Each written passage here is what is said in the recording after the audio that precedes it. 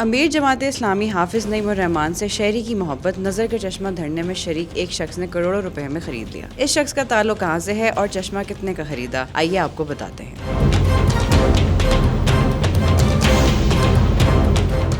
महंगाई और IPPs के खिलाफ लियाकत बाग रावलपिंडी में जारी जमात इस्लामी के धरने में हक दो अवाम को तहरीक के लिए फंड्स की अपील की गई थी। फंड्स की अपील के अलावा सरगोदा से ताल्लुक रखने वाले शहरी ने जमात इस्लामी के अमीर हाफिज नईम उर रहमान से उनकी ऐनक 1 करोड़ और 10 लाख में खरीद ली। वाज़ेह रहे कि जमात इस्लामी के अमीर हाफिज नईम उर रहमान की नज़दीक की नज़र कमज़ोर है और वो पढ़ने के लिए नज़दीक का चश्मा इस्तेमाल करते हैं। धरने के शुरा से खिताब करते हुए आज हाफिज नईम उर रहमान ने कहा था कि वो मुतालिबात की मंजूरी तक धरना खत्म नहीं करेंगे और हो सकता है कि वो धरने को मार्च में भी तब्दील कर दें।